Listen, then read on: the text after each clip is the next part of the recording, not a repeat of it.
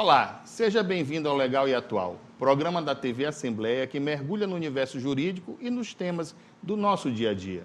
Aqui abordamos questões de direito com profundidade, mas de um jeito acessível, pensando em toda a sociedade. Além de temas variados da atualidade, sempre trazendo entrevistas com especialistas e personalidades. Do jurídico às variedades, com uma linguagem dinâmica, essa é a ideia. No estúdio, a entrevista de hoje é com o professor universitário Diogo Gualhardo Neves. O programa Legal e Atual está no ar.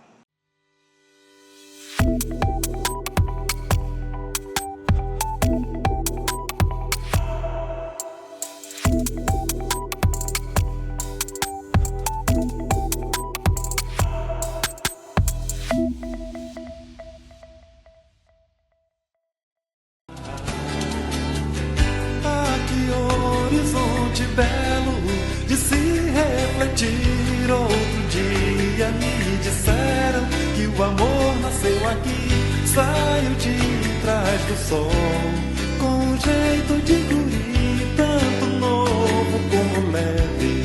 O amor nasceu aqui, saiu de trás do sol, com um jeito de guri, tanto novo como leve. O amor nasceu aqui. No programa de hoje, o assunto é patrimônio histórico do Maranhão, notadamente o legado industrial e comercial, a manutenção de prédios e logradouros públicos. E para falar sobre este assunto, convidamos o advogado, historiador e professor universitário Diogo Gualhardo Neves. Seja bem-vindo ao programa Legal e Atual, professor Diogo. Muito obrigado, professor. Professor Diogo, o senhor tem uma característica interessantíssima para um historiador. O senhor é formado no mesmo ano em Direito e História, pela UFMA. Isso. Pela UFMA em História e no SEUMA em Direito. Exato. Como é que se deu essa conjugação de interesses? Professor, às vezes eu me pergunto como eu consegui, né? Porque nessa mesma época também eu trabalhava no Tribunal de Justiça do Estado do Maranhão e minha lotação era no arquivo histórico do tribunal, que na época estava sendo organizado por iniciativa do saudoso desembargador Milson Coutinho. E ele era um apreciador de história, um escritor. Todos os livros do desembargador Milson Coutinho falavam de história, né? E aí ele teve essa salutar ideia, né? essa coisa de criar um arquivo histórico realmente estruturado. Enfim, eu estava trabalhando naquela época lá. E aí o que acontece? No final dos dois cursos de História, que eu fazia à tarde na Universidade Federal do Maranhão, e Direito à noite na Universidade SEUMA, eu tentava conciliar as coisas, né? E aí o meu estágio no curso de História foi no Arquivo Histórico do Tribunal de Justiça do Estado do Maranhão. E o meu estágio jurídico do curso de Direito também no Arquivo Histórico do Tribunal de Justiça. Então, era assim que eu conseguia conciliar, né? Mas foi assim, e eu me formei nos dois. Tem uma pequena diferença de 6 meses, mas foram... Mas está no mesmo ano. Foi no mesmo ano. É verdade que nesse arquivo estão alguns dos processos de maior envergadura da antiguidade do nosso tribunal? Sim, ali boa pergunta, professor. Ali nós temos processos do século XVIII, ou seja, dos anos 1700, né?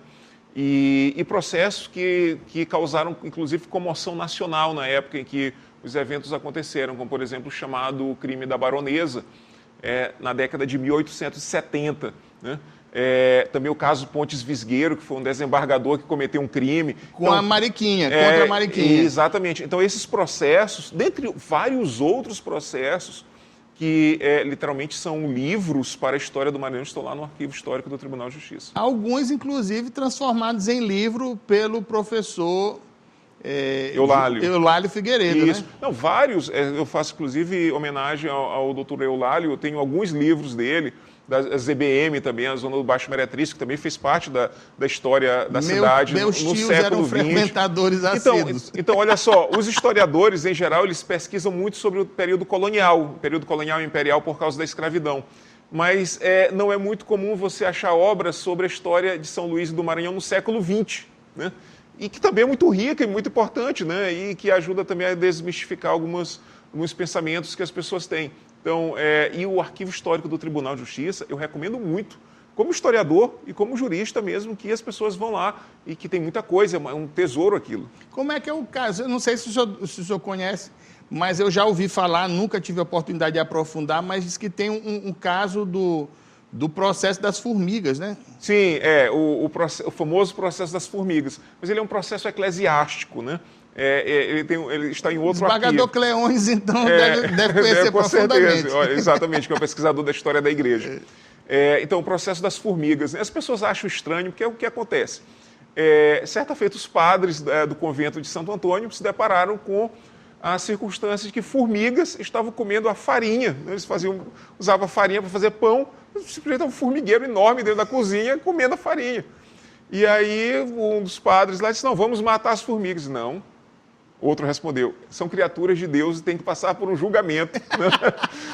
E isso pode causar algum estranhamento, né? Mas era uma prática que vinha desde a Idade Média. Por exemplo, se um lobo atacasse uma vila e causasse o ferimento, a morte de alguém, e esse lobo fosse capturado, ele não poderia ser morto, tinha que ser levado a um julgamento. Então, e era nomeado um advogado e um promotor.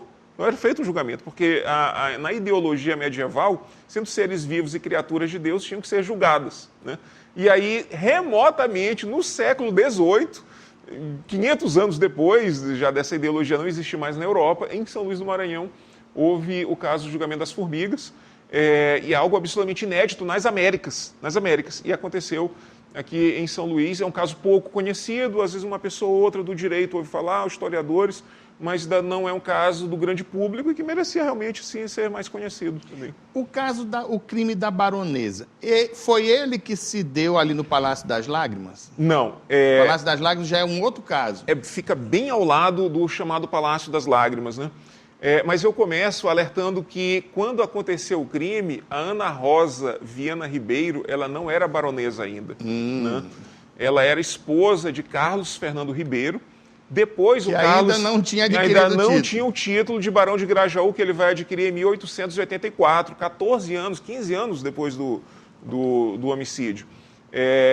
Mas depois, quando ele se torna o barão, ele era a principal figura política do Maranhão, ele era o sucessor político da Ana Jansen, ele era chefe do Partido Liberal, então ele fazia os presidentes de província, ele era o grande nome da política.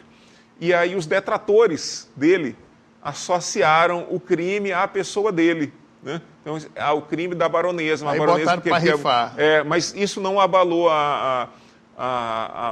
o domínio político dele. Inclusive, eu falo agora no meu próximo livro um pouco sobre esse episódio, sobre a figura do Barão de Grajaú, que foi a principal figura política do final do Império no Maranhão, né? E ela era má mesmo? Ou foi alguma circunstância particular que envolveu a morte da criança? Então, a violência, né, da escravidão, ela é um tema muito interessante e pertinente. Assim, são questões que nunca foram respondidas totalmente. Geralmente se pensa que no ambiente rural, nas fazendas, a violência ela era mais comum, né, e mais cruel também. Mas o caso do homicídio do Inocêncio, a criança que foi morta pela Ana Rosa, prova que a violência nas cidades e dentro, porque ali onde aconteceu esse crime... Na capital não só na capital, como de uma figura muito conhecida, né, esposa dos políticos mais importantes, e no centro, assim, onde toda a elite estava, né? Então, assim, foi um homicídio cruel, né? A criança foi morta a tesouradas, né? Isso se discutiu no processo. Eu não sei se ela era cruel, má ou tinha distúrbios psiquiátricos, mas o fato é que você tinha seres humanos, por causa do estatuto da escravidão, entregue a outros indivíduos. E esse que é o problema, né? Você poderia chegar e dizer assim, o fulano era mau, ele não batia nos escravos, mas ele humilhava moralmente, né? Então, é até difícil se conceituar a maldade com a crueldade. Eu acho que vai ter aí uma participação de um certo sogrão na análise psicológica seria interessante. dos personagens. Eu não conheço ainda um estudo psiquiátrico sobre o caso dela. Eu não sei se isso já aconteceu, eu não conheço. Mas eu acho que merecia uma pesquisa multidisciplinar sobre o caso do homicídio, do chamado crime da baronesa. Não só por historiadores ou juristas, já tem trabalhos sobre eles, a partir da visão do direito e dos historiadores, mas acho que a medicina também poderia abordar esse tema. Né? Mas o que eu quero colocar é que o fato de você ter a escravidão colocava um sujeito na mão do outro. E aí era o problema, porque esse outro vai fazer o quê? Vai fazer como? Que tipo de comportamento que ele vai sujeitar aquela pessoa escravizada, né? Então esse que é o problema. Então você diz assim, ela era má? Eu poderia dizer que todos os senhores de escravo não tinham um santo. Não tinha, claro, porque é uma violência cotidiana permanente. Se não me trai a memória, Charles Darwin, em sua passagem pelo Brasil, em Recife... Pô, não sabia que Darwin tinha passado no Brasil. Sim, ele testemunhou ele narra, ele ficou horrorizado com a escravidão, né? Porque a Inglaterra já tinha abolido a escravidão, isso era uma pauta do século XIX, que a escravidão era algo horrível, né? Era algo anacrônico já para o século XIX, e no Brasil ele teria visto duas coisas que marcaram e que ele narra isso nos seus diários. Primeiro foi um simples olhar. Ele estava em uma casa no Recife e ofereceram água, e a água ela não estava transparente, estava uma água um pouco barrenta. Quando a proprietária da casa notou aquilo ali, ela só olhou para um escravizado, que era uma criança, um adolescente talvez, que tinha levado água. E aquela criança entrou em um estado de pânico, né? Ficou gélida, e ele olhou pelo simples olhar da dona da casa. A criança, imagina o castigo, né? Eu, certa ocasião, nas minhas andanças pelo interior do estado, eu estava visitando uma área rural que eu tinha interesse. Estavam me oferecendo, na verdade, e me deparei com uma situação dessa, água barrenta. Imagina se ela olhasse uma situação Pois então assim, e aí você vai, não tem como. Então todos eram critérios de bondade e maldade, é muito difícil de ser analisado isso no contexto da escravidão. Mas antecessora... É uma violência muito, muito cotidiana, assim, muito presente. Antecessora da Ana Rosa e do Barão, você referenciou a Ana Jansen. Sim. Eu me recordo das minhas leituras na adolescência dos Tambores de São Luís, quando é narrada a subida da carruagem de Ana Jansen. A famosa carruagem Ana Jansen. Até que ponto é folclore ou elemento histórico efetivamente a figura da Ana Jansen? Então, ela é uma mulher que foi uma mulher viva, né? Morou em São Luís. Esteve entre nós, foi uma mulher de destacado poder econômico, né? Ela tinha uma fortuna muito grande. Existe um estudo que atualizou a fortuna dela, mas esse estudo também está defasado, porque já foi feito há alguns anos. Mas foi estimado que a fortuna dela circularia em torno de 300 a 400 milhões de reais 5 ou 10 anos atrás, quando eu tive acesso a esse estudo. A fortuna dela foi oriunda do trabalho dela ou foi fruto de casamento? Então, foi dos casamentos, né? Ela teria uma origem mais humilde, uma classe média baixa, eu diria assim, fazendo uma comparação grosseira. Mas o último esposo dela, ela sempre foi uma boa gestora de patrimônio, né? Geralmente as mulheres, as viúvas, elas tinham que lidar com essa questão. Se o marido morre precocemente, eles têm um vasto patrimônio, legado. Muitas não tinham experiência, dilapidavam esse patrimônio, não tinha experiência, às vezes a mulher era afastada propositadamente da vida negocial. Mas a Ana Jansen não, ela fazia questão de participar dos negócios. E isso é conhecido, né? De mulher de pulso. E aí ela consegue multiplicar o patrimônio herdado. Ela é proprietária de vários imóveis em São Luís.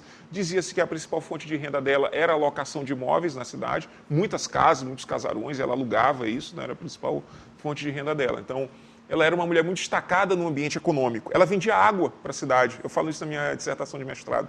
Foi sobre ela, eu não sabia. Não foi sobre ela, mas comerciantes da Associação Comercial do Maranhão. E ela tinha...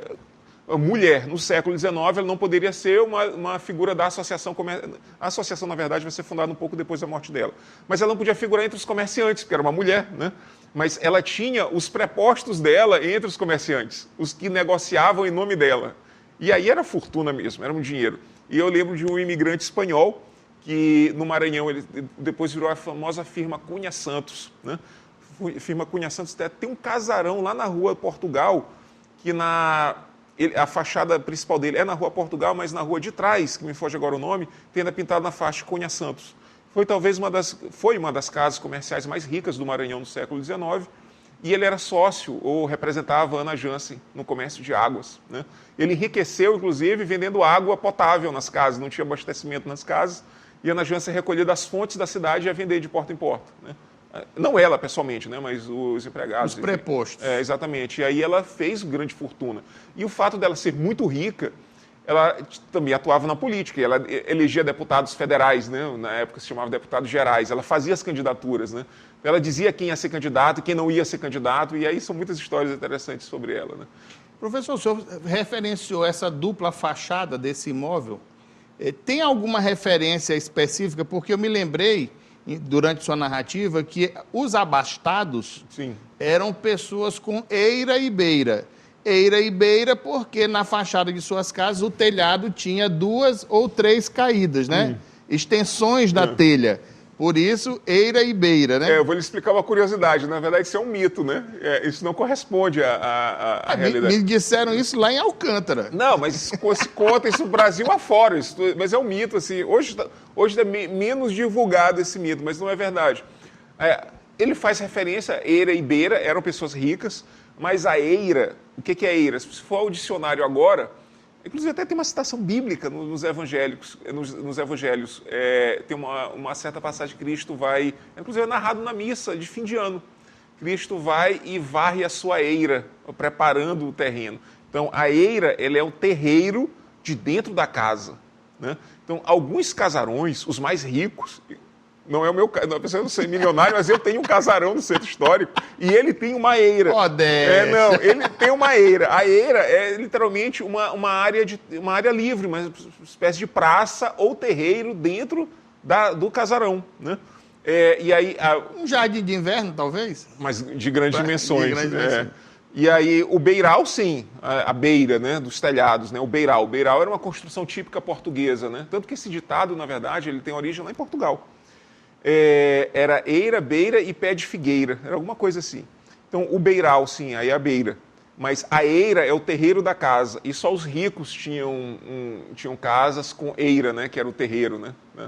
Os pobres não, pequenininho, às vezes tinha construído cômodos ali para a família, então era uma casa mais apertadinha, mas aí os ricos tinham a eira, né? E essas casas com dupla fachada, tinham uma designação para isso ou não? Era apenas e tão somente um duplo acesso? Não, era o duplo acesso, né? O meu, particularmente, fica exatamente de canto. Ele tem 2 fachadas, né?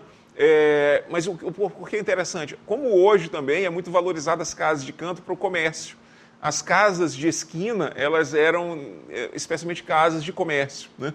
Às vezes a família morava no andar superior, a escravaria urbana ficava no sótão ou em um porão, e no piso térreo era o comércio. Isso é quem mostra essa estrutura, inclusive assim, um corte, assim, um desenho muito interessante no livro Sobrados e Mucamos, de Gilberto Freire, né? Professor, um dos imóveis antigos do nosso centro histórico e que tem grande relevância é a sede da nossa escola de música, onde habitou a Lila Lisboa. Pianista, né? Recentemente eu fiquei sabendo também que lá morou o Adi Sauaia, o grande advogado do Maranhão. Sim. Inclusive, eu acho que foi o último residente. Eu vou lhe pedir só para guardar um instantinho para falar sobre esse imóvel, porque nós precisamos fazer um rápido intervalo. Tá bom. O Legal e Atual volta já.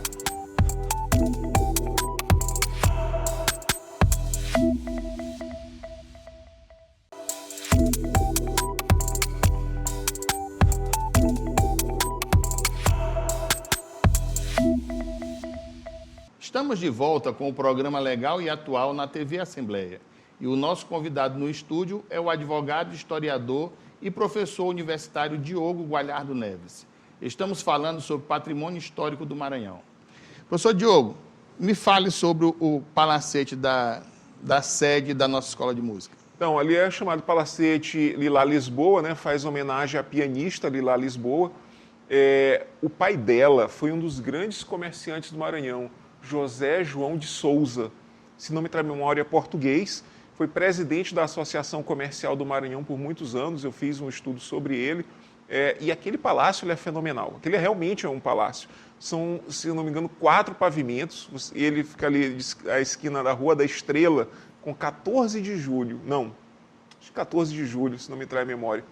E ele é muito interessante porque ele é um prédio colonial, do período colonial, mas ele foi sofrendo intervenções nos séculos seguintes. Então, por exemplo, se você entrar pela parte de trás, a Rua do Giz, ele é tão interessante que ele vai de uma rua a outra, né? Ele pega ali um canto de quadra inteiro.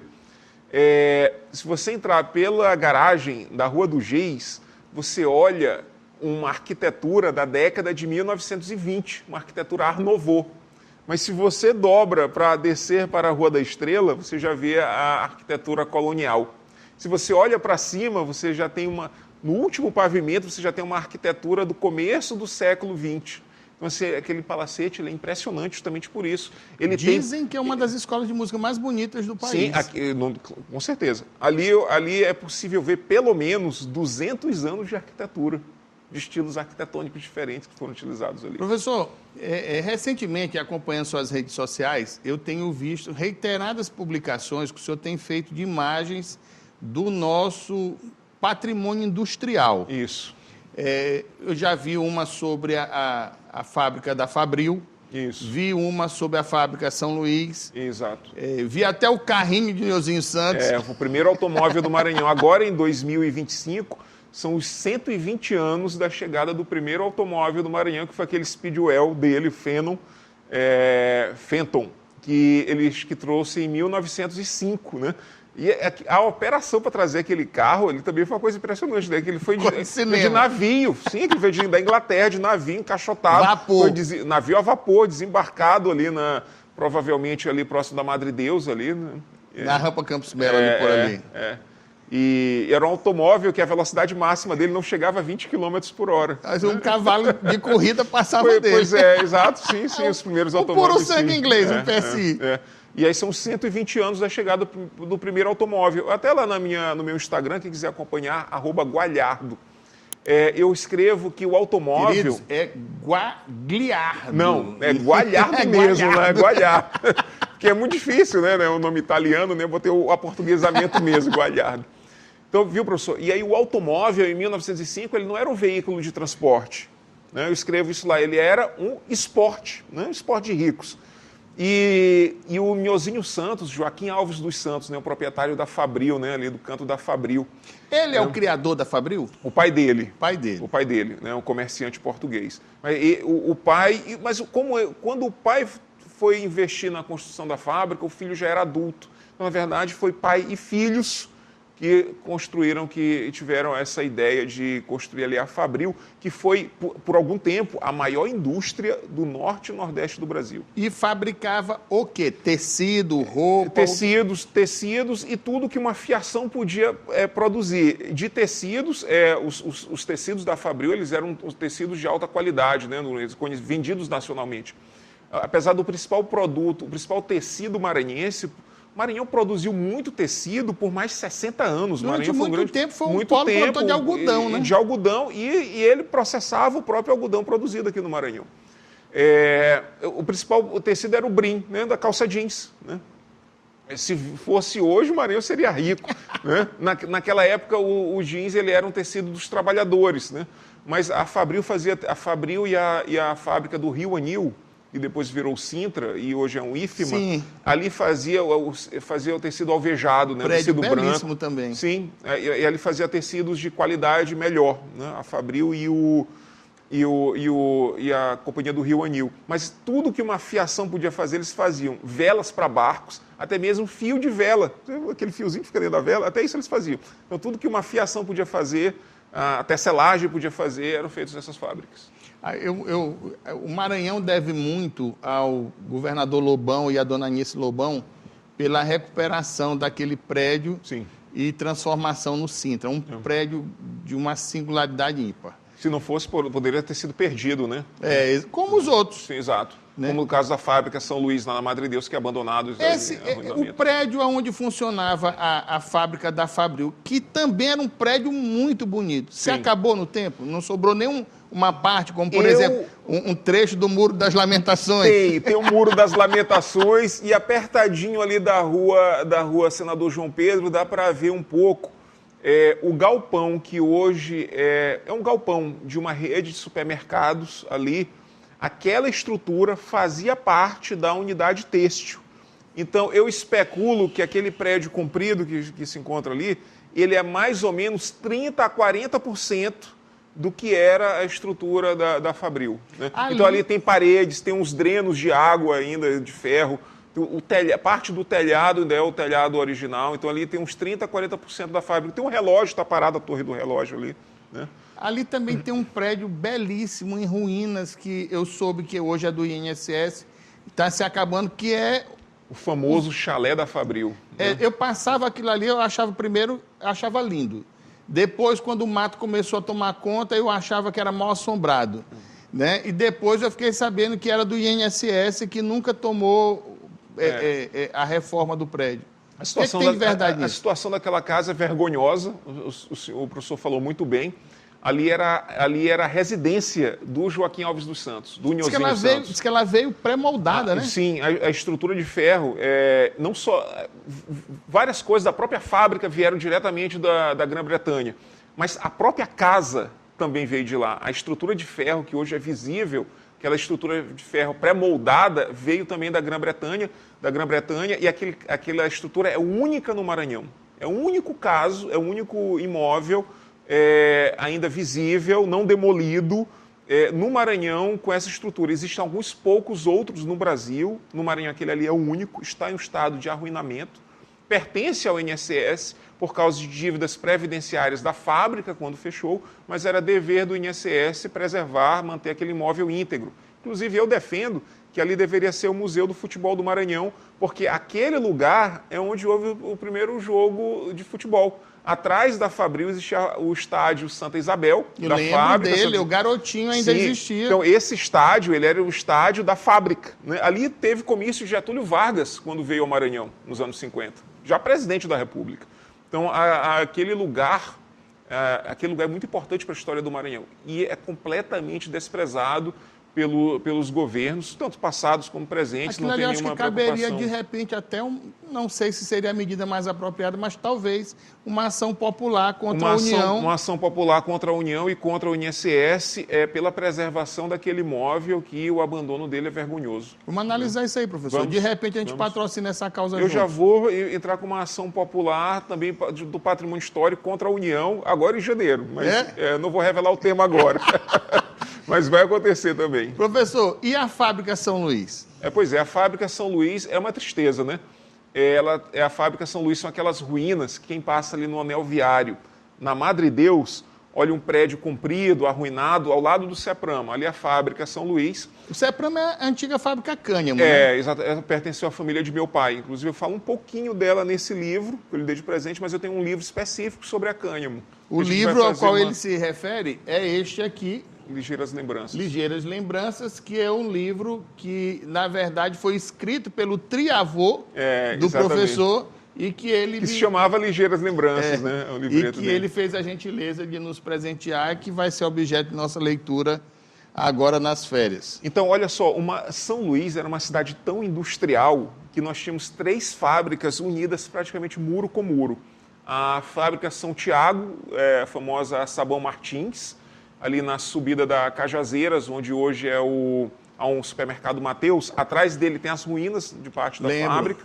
Muro com ela, a fábrica São Luís. Tem a impressão que ele, depois de um tempo, foi adquirido aquela área ali por aquela família que foi muito influente aqui no Maranhão, muito abastada. Acho que é a família da ex-prefeita de Araioses. Eu não tenho essa informação. Me parece, alguma coisa nesse sentido. E ali nós tínhamos 3 unidades fabris, ladeadas. A fábrica São Tiago, Sabão Martins, a fábrica São Luís e a Cânhamo. Então, 3 indústrias. A Cânhamo fabricava... Todas elas eram fiações. No caso da Cânhamo, ela tinha esse nome porque a primeira fibra utilizada nela era a fibra do cânhamo, que podia ser colhido nas matas do Maranhão, mas depois eles trocaram por outras fibras. Era a única fábrica que não trabalhava com algodão, né? E, inclusive, foi a fábrica que mais tempo sobreviveu. Ela foi encerrar suas atividades em 1968. Na sua postagem, o senhor faz uma referência a que a família Abud, também uma família tradicional do Maranhão, Isso. foi adquirente de uma das fábricas. Qual foi delas? Foi lá da Fabril. Foi da Fabril. Tanto que quem tem mais idade, que passa ali no canto da Fabril, que olha aquele casarão, disse, olha, isso aqui era o casarão de César Abud, que foi deputado federal por vários mandatos, uma figura muito proeminente. Também tem uma relação muito próxima com o futebol, né? Sim. Eles presidiram o moto. Claro. Ali também, o Canto da Fabril é o lugar de surgimento do moto, praticamente, né? O primeiro time de futebol do Maranhão surgiu ali, o Fabril Athletic Club. Então, ali vai surgir o motoclube mais à frente, né? Então, é aquele lugar. Então, aí quando eu falo assim, olha, isso aqui era a casa de Nhozinho Santos. Aí quem tem mais idade diz, não, quem morava aí era César Abud. Na verdade, moraram os dois. O Nhozinho Santos construiu a casa, cada um em sua época. E depois a família Abud, da casa comercial Chames Abud, né, muito próspera, muito rica. Né? E eu observei nessa foto, nessa sequência de fotos que o senhor postou, que a maré dava no berço da fábrica, né? No berço da fábrica. É por isso que elas estão ali, porque os navios iam embarcar os tecidos encostando na fábrica. Lá mesmo? É, exato. A Cânhamo, ela tinha o porto da Cânhamo. É tanto que internamente na minha família, meu pai conta a história. Você olha, o teu bisavô, ele tinha um carro, um Nash, que era um carro americano, que chegou por navio e foi desembarcado no porto da fábrica da Cânhamo. Aí você passa no anel viário e não imagina aquilo, né? Que chegava um navio ali na Madre Deus, mas era assim. E o caso da fábrica São Luís, para concluir, qual é a grande tristeza da fábrica São Luís? Mas completo abandono. O patrimônio industrial do Maranhão ele é menosprezado, ele não está em primeiro plano, né? Não existe uma preocupação com ele. E o caso da São Luís é muito grave, porque é a fábrica que tem o nome da capital, Fábrica São Luís, e já se cogitou que a Câmara Municipal iria sair do prédio lá do Reviver e iria se instalar lá no prédio da Fábrica São Luís. Os vereadores não quiseram, porque os vereadores querem sair do centro e vir para o Calhau, ali para o sítio Santa Eulália, né, em frente ao fórum. Então, é muito grave, porque poderia ali tem um espaço grande, ali comportaria facilmente Câmara Municipal e outras coisas também. Eu tive a oportunidade de conversar com o vice-prefeito do centro, que é o Maurício Tapari. Sim, claro, pessoa excelente, inclusive mando meus parabéns pelo trabalho que ele realizou. Ele é fora de série. Nesse nosso bate-papo, nessa nossa entrevista, ele me dizia que eles declinaram da ideia porque achavam que custava muito, que ia custar e eles não teriam condições de manter. Eu fiquei preocupado porque em um parlamento em que circulam altas cifras, mas que o vereador que assumiu agora o jornalista janela caindo, denunciou que as janelas estão caindo, não sei o que estão fazendo. Então, o problema não é orçamento. Parece ser gestão, né? Ali é gestão, o problema é gestão. Não é de falta de dinheiro, não. É gestão do dinheiro. Aqui em São Luís nós temos um centro histórico belíssimo. Sim, único no mundo. Único no mundo, e que as pessoas parecem que estão fugindo do centro.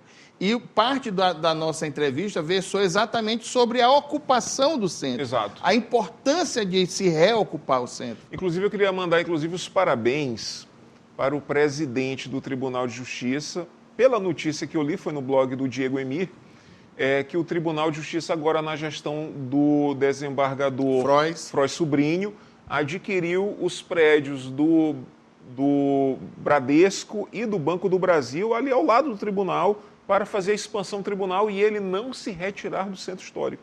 Então, o Tribunal de Justiça está localizado naquele prédio desde os anos 40. Né?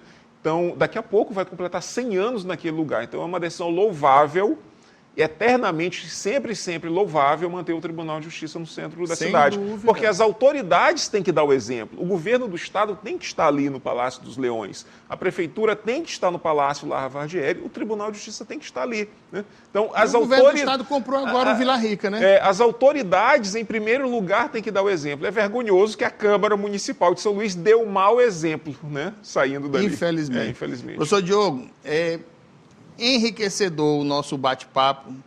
Queria muito lhe agradecer, dizer que você está aqui para falar da nossa história, que ao mesmo tempo passa pela legalidade da coisa e é um tema extremamente atual, nos encheu de alegria nesta tarde de hoje.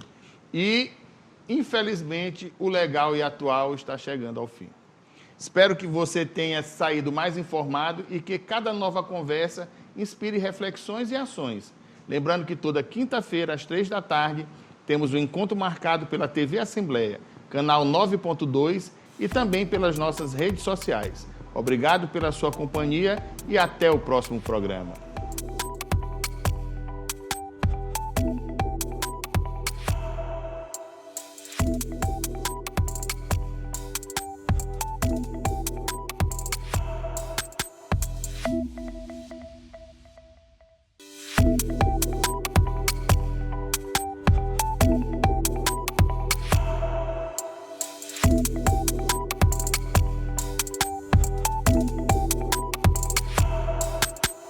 Thank you.